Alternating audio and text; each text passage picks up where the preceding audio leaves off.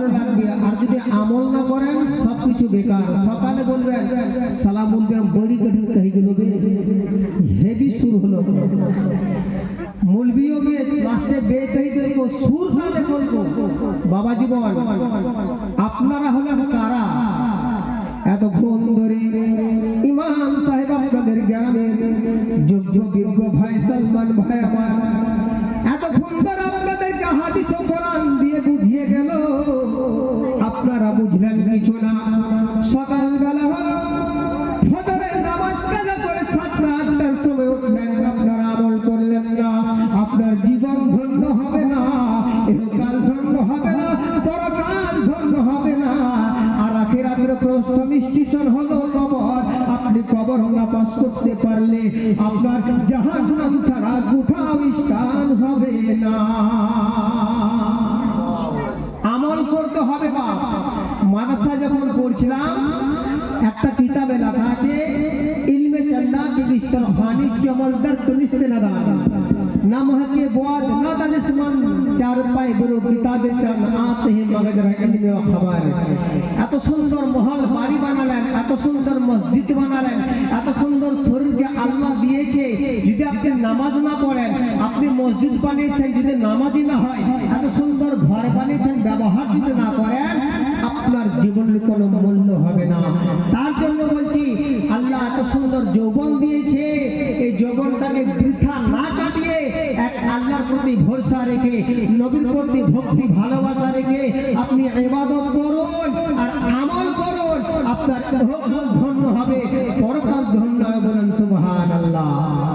ওগো বিশ্ব জগৎ ঘুরলে যার জোড়া পাবে না, ওগো বিশ্ব জাহান ঘুরলে যার জোড়া পাবে না, হাসান আর হোসেনের মতন কেউ হবে না, হাসান আর হোসেনের মতন কেউ হবে না, হাসান আর হোসেনের মতন কেউ হবে না।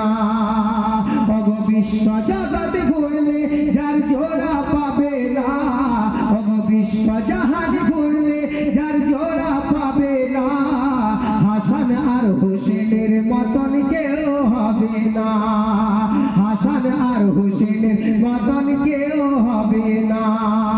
কোথায় গেলে পাবো মোরা এমন দয়ার নবী, যাহার হাতে রোজ হাসরে জান্নাতের চাবি কাঠি।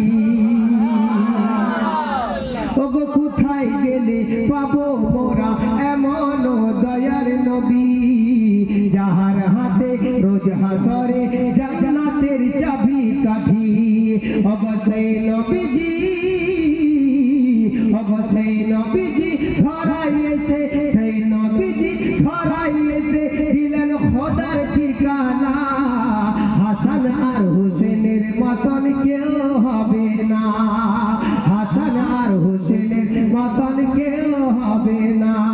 ওগো বিশ্ব জগৎ ঘুরলে যার জোড়া পাবে না, ওগো বিশ্ব জাহান ঘুরলে যার জোড়া পাবে না, হাসান আর হোসেনের মতন কেউ হবে না, হাসান আর হোসেনের মতন কেউ হবে না।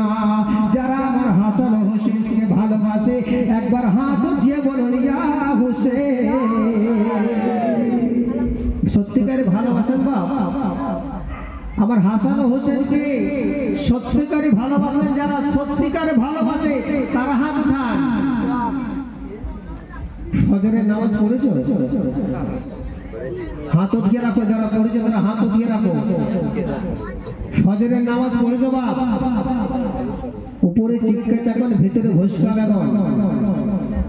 ভালোবাসা একরকম হয় না, মুখে ভালোবাসা আর মুখে ভালো লাগা, অন্তর থেকে ভালোবাসলে আমার আল্লাহ আপনার শরীরকে দেখে না, আমার আল্লাহ আপনার ভিতরের অন্তরটাকে দেখে। আপনি নামাজ পড়তে গেলেন মসজিদে, মানুষ দেখা নামাজ পড়তে গেলেন, বাবারা আমার আপনি মনে মনে ভাবতে যান আমি যদি নামাজ না পড়তে যাই গ্রামের লোকেরা কি বলবে, বাড়ির মায়েরা বোনেরা কি বলবে, পাড়ার চাকরি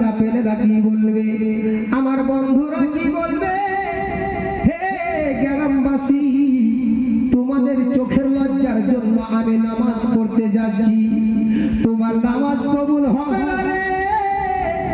আল্লাহ তোমার নামাজ দেখবে না, আল্লাহ তোমার অন্তর দেখবে। নামাজের মধ্যে দাঁড়িয়ে গেলে সূরা পড়তে আছো, সূরা ফাতিহা আরম্ভ করে দিয়েছো, দ্বিতীয় কোন সূরা পড়তে আছো, তোমার মন নামাজে নাই, তোমার মন আছে বাড়িতে, তোমার মন আছে সংসারে, তোমার মন আছে ব্যবসাতে, তোমার মন আছে ধানের ভুঁয়ে, তোমার মন আছে মায়ের সংসারে পড়ে। বাবুরে ওই নামাজ তোমার কাজ দিবে না। আমার আল্লাহ বলে আমি সারা এই শরীরটাকে মাটিতে মিশিয়ে দিব, আমি রুহটাকে জিন্দা রেখে ইল্লিং সিদ্দিলিং রেখে দিব। আমি তোর রুহটাকে দেখবো, আমি তোমার নিয়তটাকে দেখবো। তোমার নিয়ত যদি আমার নামাজের মধ্যে থাকে, আমি আল্লাহ নামাজের মধ্যে আমি আল্লাহ তোমার সাথে দেখা করব। আর নামাজ পড়ছো আর মন আছে তোমার নামাজে নাই, আমার আল্লাহ বলে বান্দারে সারা জীবন মাথা ঢুকে মরে গেলে আমাকে তুমি নামাজে কেন? তুমি সারা জীবন নামাজ পড়লে আমি আল্লাহ তুমি আমাকে পাইবা না। নামাজ তো মুখের কথা নয়। আমার ফাতেমা জীবনে কোনো একদিন এত সুন্দর কাপড় পরতে পারে নাই। আমার ফাতেমা যটা কাপড় পরেছেন মায়েরা খালারা 7টা করে তালি মারা থাকতো। জীবনে আলীকে বললেন না, ও আমার প্রাণের স্বামী আলী রে, এত খারাপ কাপড় ছেঁড়া কাপড় পরে আমি নামাজ পড়তেছি, দুনিয়া জীবন যাপন করতেছি, হে আলী কিসের জন্য তুমি আমাকে এইভাবে জীবন যাপন করতে দিছ রে আলী? আমার ফাতেমা এমন জীবন যাপন গিয়েছে মায় বোনেরা আমার। আমার ফাতেমার ঘরে 1 নয় 2 নয় 3 দিন 4 দিন ধরে বাড়ির উনুনে চুলা চাপে নাই। আমার ফাতেমার ঘরে চুলার ঘরে হাঁড়ি চাপে নাই। আমার ফাতেমা তবু জীবনে 1 ওয়াক্ত নামাজ কাজা করে না। আমার আল্লাহ শুধুই মা বোনদের সারদারনি ফাতেমাকে শুধুই বানায়নি, আমার ফাতেমা নামাজ পড়তে জীবনে দুনিয়া থেকে দেখেনি। হাদিসে পাওয়া গিয়েছে আমার ফাতেমা জীবনে 1 ওয়াক্ত নামাজ কাজা করেনি। আমার ফাতেমা নামাজ পড়লেন কোথায়? আমার ফাতেমার নামাজ দুনিয়ার কোন মানুষ দেখতে পায়নি, তারা দেখতে পায়নি, সূর্য দেখতে পায়নি, এমনকি তার কলিজার টুকরা স্বামী হযরতে আলীও দেখতে পায়নি। আমার ফাতেমা কোন জায়গায় নামাজ পড়ে? আমার ফাতেমাকে দেখার জন্য একদিন আলী ঘরের মধ্যে লুকিয়ে থাকলেন। আলী বলছেন, শুনেছি আমার ফাতেমা নাকি জীবনে নামাজ কাজা করে না। আমার ফাতেমা কোথায় নামাজ পড়ে গো আল্লাহ, আমি একটু দেখাতে যাই। আমার আলী ঘরের কোণার মধ্যে লুকিয়ে গেলেন। রাত হলো, আহারে আসমান থেকে একটা বোরাক নেমে নেমে যেন ফাতেমার ঘরে চলে এলো। রাতের বেলা একটা বোরাক ফাতেমার ঘরে এলো, আর আলী লুকিয়ে লুকিয়ে দেখছেন যে আমার ফাতেমা, আমি নামাজ পড়া জীবনে দেখলাম না আমার স্ত্রী হয়ে, আমার ফাতেমা নামাজ পড়ে তো পড়ে কোথায়? আলী রাদিয়াল্লাহু তাআলা আনহু ঘরের মধ্যে লুকিয়ে আছেন। আসমান থেকে বোরাক ফাতেমার ঘরে এলো। আমার ফাতেমা ওই বোরাকের উপরে চেপে গেলেন। যেমনই বোরাকটা আসমানের দিকে যেতে লাগলো, আমার আলী ছুটে গিয়ে সেই বোরাকের পাটা ধরে নিল। প্রথম আসমান পার করে দিলেন, দ্বিতীয় আসমান পার করে দিলেন, তৃতীয় আসমান পার করে দিলেন। যে জায়গাটার নাম হলো আলামে জাবরুত, সেইখানে বোরাকটা থেমে গেল। আলী সেই বোরাকের পাটা ছেড়ে 1 কোণার মধ্যে লুকিয়ে গেলেন। আমার ফাতেমা সেইখান থেকে বাবা পর্দার মধ্যে চলে গেলেন। আলী টুকি মেরে দেখছেন আমার ফাতেমা এবার কোথায় যেন চলে গেল। আমার আলী আরো একটু আগে যে দেখছেন ফাতেমা যেন মুসাল্লাটা বিছিয়ে দিয়েছে। ফাতেমা নিজের মাথাটা খুলে একদিকে রেখে দিয়েছে, হাতটা একদিকে রেখে দিয়েছে, ডান হাতটা বাঁ হাতটা একদিকে রেখে রেখে দিয়েছে। এবার নামাজ পড়তে লাগলেন, নামাজ পড়া শেষ হয়ে গেল। আমার ফাতেমা নামাজ পড়ে যেন পুনরায় যখন চলে এলেন, আবার পড়ান আল্লাহ রহমতে তার কাছে চলে এলো। আমার আলী সমস্ত কীর্তিকাণ্ড দেখলেন ফাতেমার, আরে পা ধরে আবার দুনিয়ার জমিনের বুকে চলে এলো। রাত্রি বেলায় ফাতেমা আলীকে কিছুই বলে না, আর আলীও ফাতেমাকে কিছুই বলে না। দুজনেই তাকাতাকি করছে, কিচ্ছু বলছে না। আমার ফাতেমার পায়ে 5টা আঙুলের দাগ যেন লাল হয়ে আছে। আমার আলী বলতে আছে, ফাতেমা রে তোমার পায়ে কিসের দাগ? বলে আলী, ও আমার প্রাণের স্বামী, তুমি বোরাকের পা ধরনি, আমি ফাতেমা আমার পা ধরে তুমি আলামে জবর দেখিয়েছিলে। জোরে বলুন সুবহানাল্লাহ। আমি নামাজ পড়ি, যখন নামাজ আমার আরম্ভ হয়ে যায় আমি দুনিয়ার মায়ার সংসার ত্যাগ করে দিই। আমার যখন নামাজ আরম্ভ হয়ে যায় আমার মাথায় একদিকে থাকে, হাত একদিকে থাকে। আমি যতক্ষণ নামাজ পড়ি স্বয়ং আমার আল্লাহকে দেখতে পাই। জোরে বলুন সুবহানাল্লাহ। দরুদ পাক করো আল্লাহুম্মা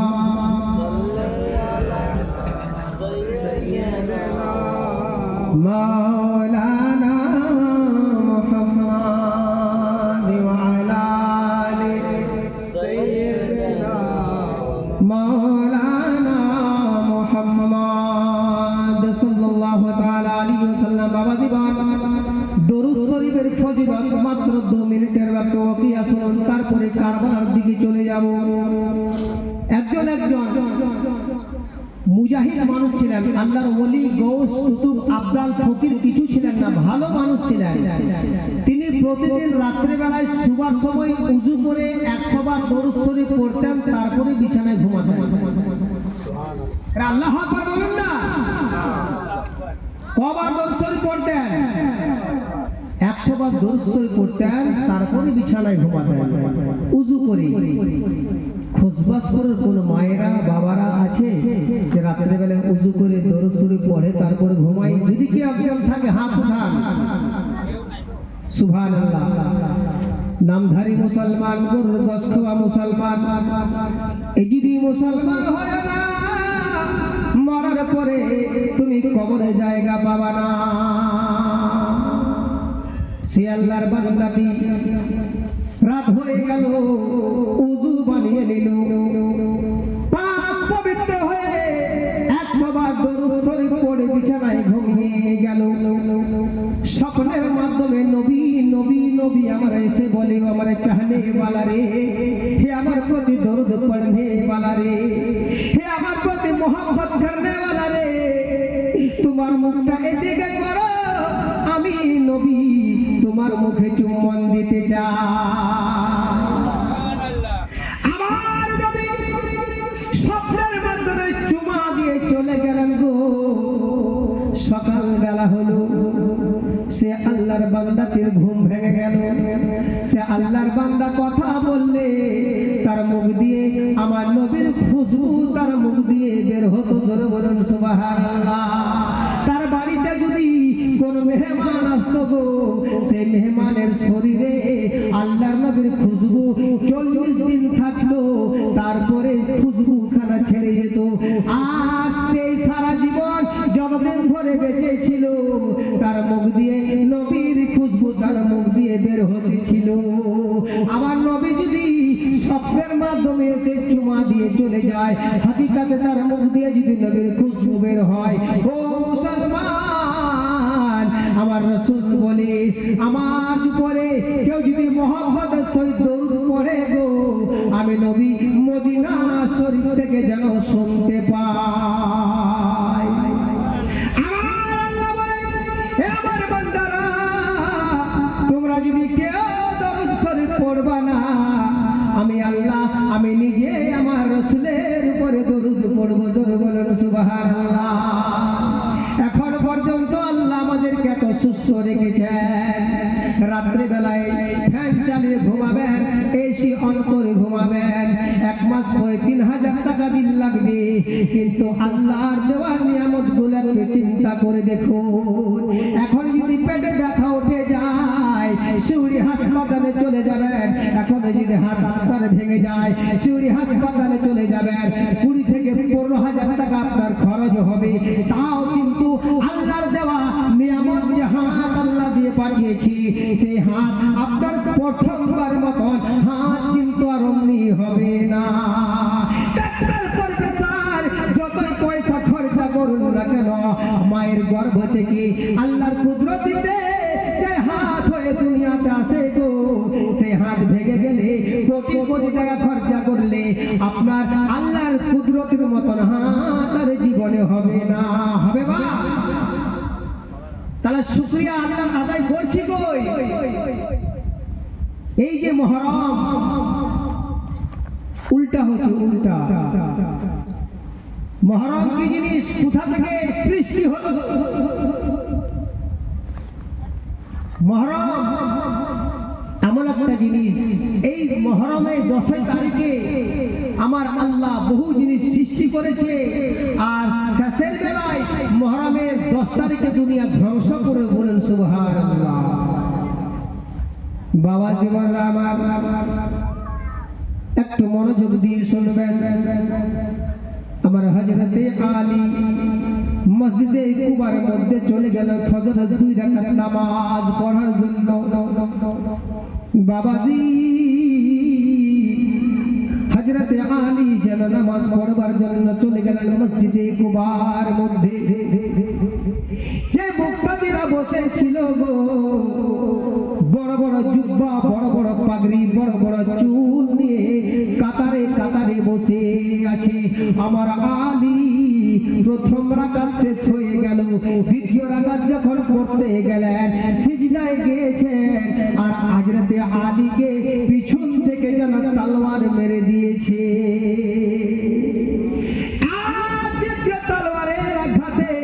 আমার আলী মসজিদে কুবাতে তিনি শাহাদাতের পিয়ালা পান করলেন। জোরে বলুন সুবহানাল্লাহ। আমার হযরতে আলী মসজিদে কুবার মধ্যে তিনি শহীদ হয়ে গেলেন। আমার হযরতে আলী যখন শহীদ হয়ে গেলেন, আমার আল্লাহর নবী 4 জন খলিফা ছিল গো। হযরত আবু বকর সিদ্দিক, হযরত উমর ফারুক, হযরত উসমান গনি, হযরত আলী রাদিয়াল্লাহু তাআলা আনহু। আমার আল্লাহর নবীজি একজনকে 30 বছর ধরে খেলাফতের রাজত্ব দিতেন, গদ্দিতে বসতে দিতেন রাজত্ব চালাবার জন্য। যখন হযরত আলীকে পিছন থেকে যখন শহীদ করে দিল, আহারে ইমাম হাসান ছুটে চলে এলেন, বলে আব্বাজি কে আপনাকে শহীদ করেছে গো আব্বা? আমাদেরকে বলে দেন, আমরা তাকে এখনই যেন কতল করে দিব। আমার হযরত আলী বলে, বেটারে সামনে দিয়ে আঘাত করে নাই, যখন আমি নামাজের মধ্যে সিজদায় গিয়েছিলাম রে বেটা, তখন আমার পিছন থেকে এসে কে যেন আমার মাথার মধ্যে তলোয়ার মেরে দিয়ে আমাকে শহীদের পিয়ালা পান করিয়ে দিয়েছে।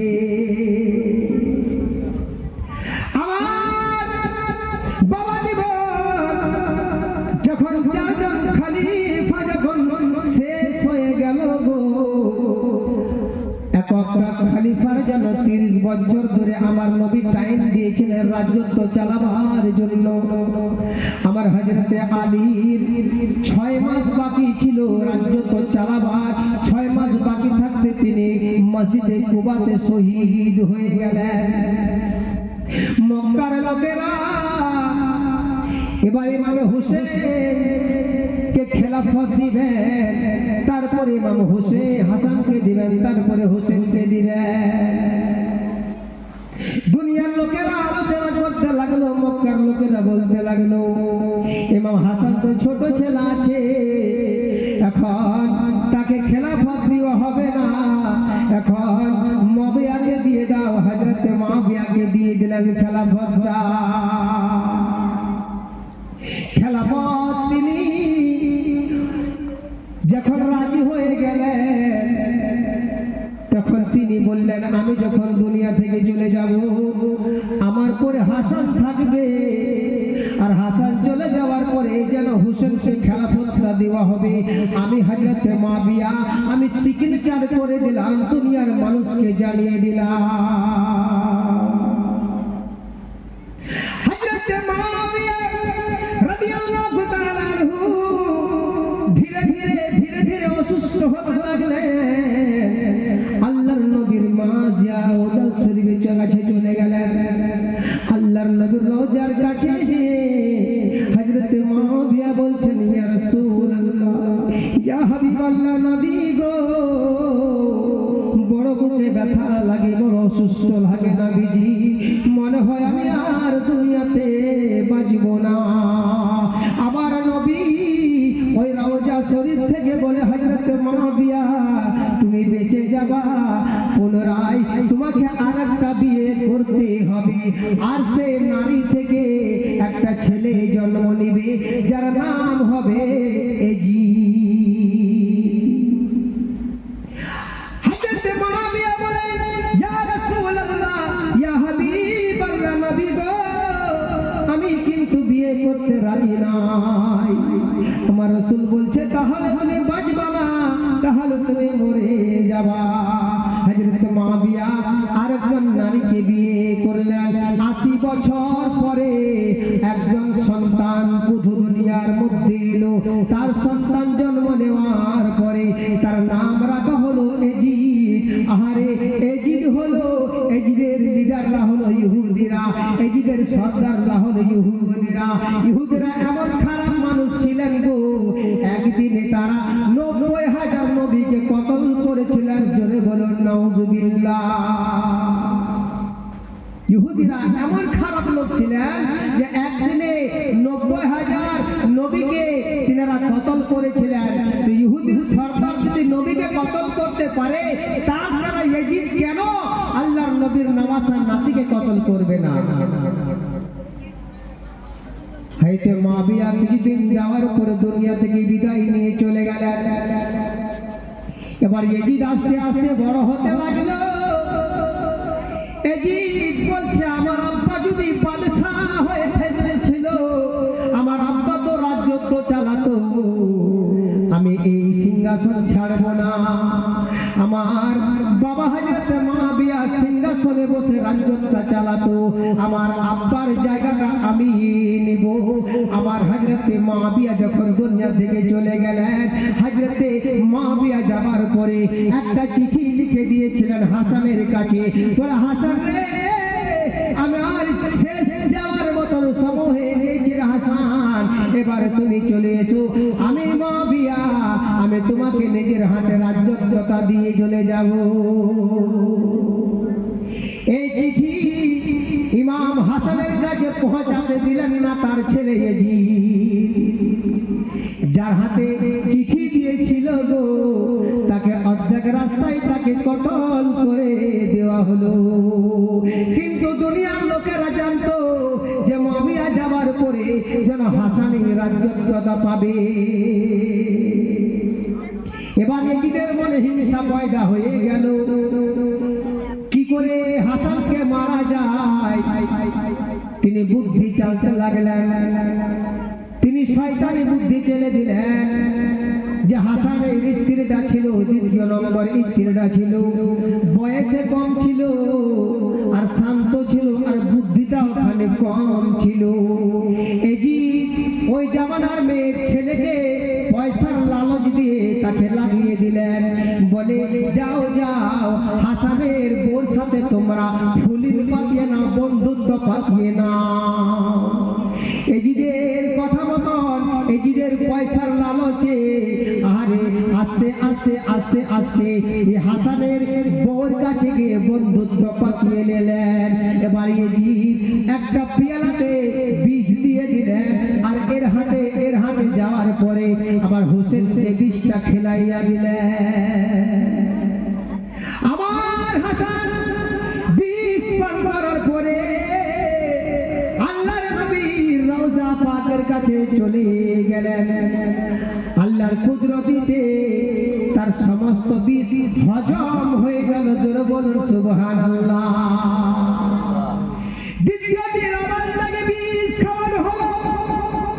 আল্লাহর নবী রওজা পাকের কাছে যখন চলে গেলেন গো, আবার তার বিষটা হজম হয়ে গেল।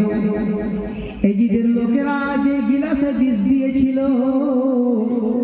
দ্বিতীয় দিনের মধ্যে সেই কড়া করে বিষটাকে মিশিয়ে ইমাম হাসানের স্ত্রীর কাছে দিয়ে চলে গেল। তার স্ত্রী ইমাম হাসানকে সে বিষটা যেন পিলিয়ে দিল, পান করে দিল। মায়েরা বাবুরা, এত কড়া বিষ খেয়ে আল্লাহর নবীর মাজারের কাছে যেতে পারলেন না। আমার হাসানের মুখ দিয়ে বল বল বল বল করে রক্ত পড়তে লাগলো। আমার হাসানের মাত্র একজন পুত্র সন্তান ছিলেন কাসিম। কাসিমকে ডেকে বলে, আমার ছেলে সন্তান রে, আমাদের বহু শত্রু বহু দুশ্মন এই জামানাতে আছে, আমাকে বিষ পান করিয়ে দিয়েছে রে বেটা। আমার বুক বড় কষ্ট পাচ্ছে রে বেটা, আমার মুখ শুকিয়ে যাচ্ছে বেটা রে। আমার ভাই হোসেনকে ডেকে নিয়ে আয়, আমি শেষ বেলাকার মতন, আমি শেষবারেকার মতন আমার ভাইয়ের চেহারাকে দেখে আমি দুনিয়া থেকে বিদায় নিয়ে চলে যাব। তার সন্তান তার সন্তান কাসেম ছুটে ছুটে ছুটে ছুটে আমার হোসেনের কাছে চলে গেলেন, বলে, চাচাজি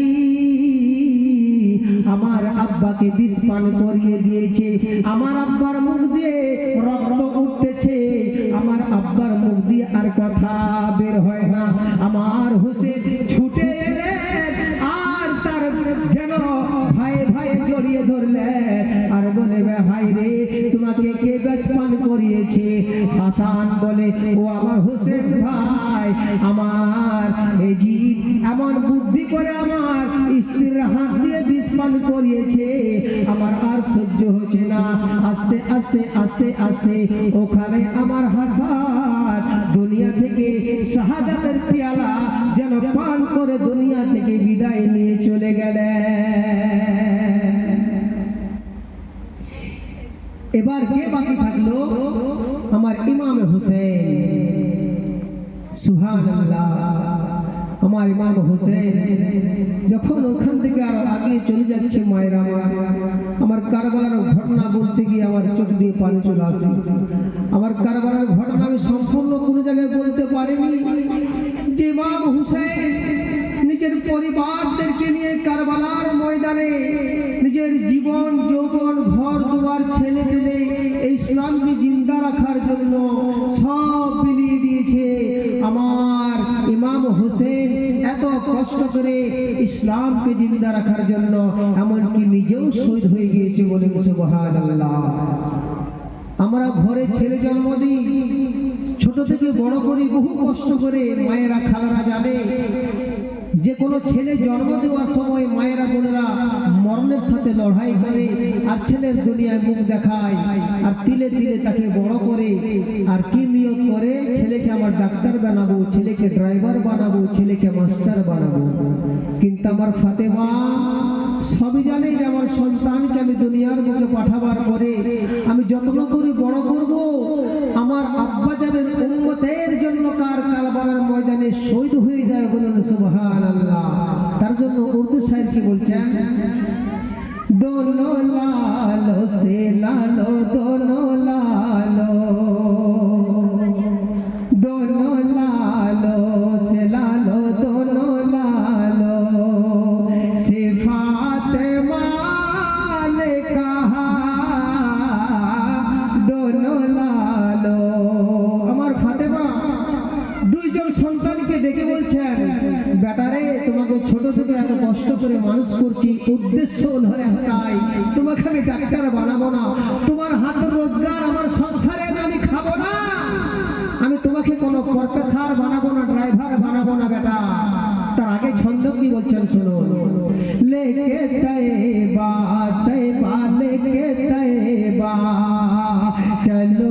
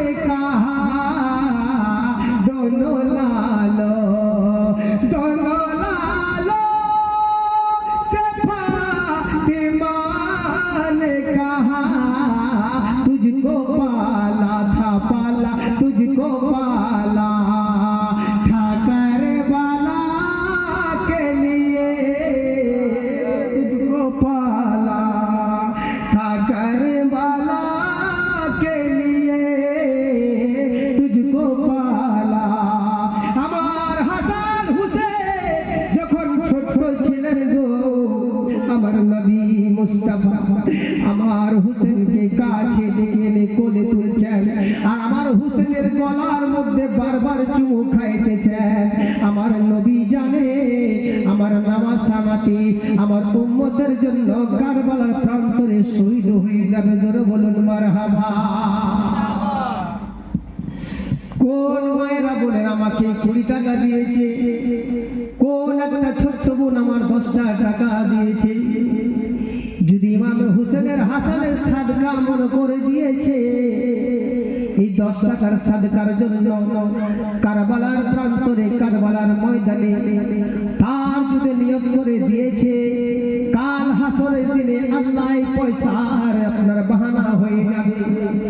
এই পয়সা বলবে মাহবুব অমুক বছরে 2024 সালে খুশবাসপুর গ্রামে তোমার নাতি হাসান হোসেনের তাকরীর শুনতে গিয়ে নাচ শুনতে গিয়ে হে আল্লাহ 10 টাকা 20 টাকা 100 টাকা তোমার হোসেনের সাদকা দান করেছি আল্লাহ গো।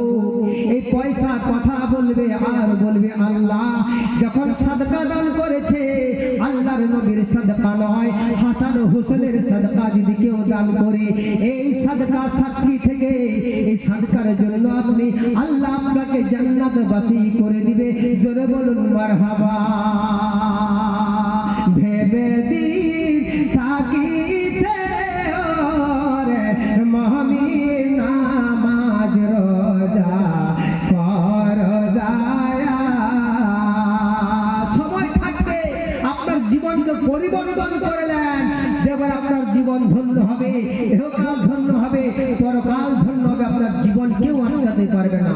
এত সুন্দর রাস্তা আপনি বেছে নেন। কোরআন থেকে আমি আয়াত পড়েছিলাম ওয়াকিমুস সালাত ওয়াতুজ যাকাত। আপনাকে নামাজ পড়তেই হবে, কোনো রকমের বাহানা চলবে না। কোন মা বোনরা যদি বাহানা করে আমার ছোট্ট ছেলে পেশাব করে দিচ্ছে নামাজ পড়তে পারছে না, কোন যদি মা বোনরা বাহানা করে আমার কোমরে ব্যথা, আমার খুবই শরীরে চাপ, সংসারে চাপ, আমি নামাজ পড়তে পারছি না, কোন নওজওয়ান ভাই যদি বাহানা করে আমি নামাজ পড়তে পারছি না, আপনার নামাজের জন্য আপনি দায়ী হয়ে যাবেন। কাল হাসরের ময়দানে নামাজের জন্য আপনাকে জিজ্ঞাসা করা হবে।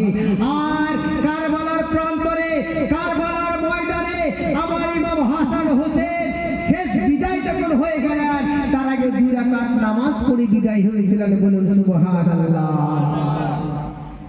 নামাজ কোন রকমের বাহানা চলবে না, এত দূর বাহানা চলবে না। যদি এই খুশবাসপুর গ্রামে যদি এখন পানি আসতে লাগে, পানি আসতে আসতে পানি ধরেন কোনদিন 1 মাস ধরে পানি হয়নি, 2 ঘন্টা যদি পানি আসে সে পানিটাকে আল্লাহর রহমত বলা হয়। আর পানি যদি না ছাড়ে, পানি যদি আস্তে আস্তে 10 দিন 15 দিন 20 দিন 1 মাস পানি ছাড়ে তাহলে আল্লাহর রহমত বলা হয়। পানি ভরে গেল, খুশবাসপুরের লোক পানিতে ভাসতে লাগলো, বন্যাতে ভাসতে লাগলো। আর সব মানুষ ভাসতে ভাসতে যদি একটা কাঠের সাহারা পেয়েছে, একটা বড় বিল্ডিং পেয়েছে, একটা বড় গাছ পেয়েছে, সেই গাছটা ধরে কোনো উপায়ে বেঁচে আছে। আর যদি আপনার সময় হয়ে যায় সেই সময় আপনাকে নামাজ পড়তে হবে, ফরজ নামাজ আপনার জন্য মামলায়। বলুন সুবহানাল্লাহ। আর কোন রকমের বাহানা দিতে পারবেন? নামাজ এমন একটা জিনিস মহান আল্লাহ আমার কোরআন পাকে একবার নয় 2 বার নয় 82 জায়গায় বারবার ঘোষণা করেছেন ওয়াকিমুস সালাত, নামাজ কায়েম করো, নামাজ কায়েম করো। যে নামাজ তোমার অন্ধকার কবরটাকে 3.5 হাত জায়গাটাকে পুরো দূরে তার মতো আল্লাহ চওড়া করে দিবে, আর অন্ধকার কবরটাকে তোমার আলোয় আলোকিত করবে। যে নামাজ তোমার 70,000 বছরের রাস্তাটাকে 1 সেকেন্ড নয় 1 পলকের চাইতে অধিক সময় জীবন নিয়ে আপনার পুলসেরা রাস্তাটাকে পার করে জান্নাতের চাবি আপনার হাতে দিয়ে দিয়ে। বলুন সুবহানাল্লাহ।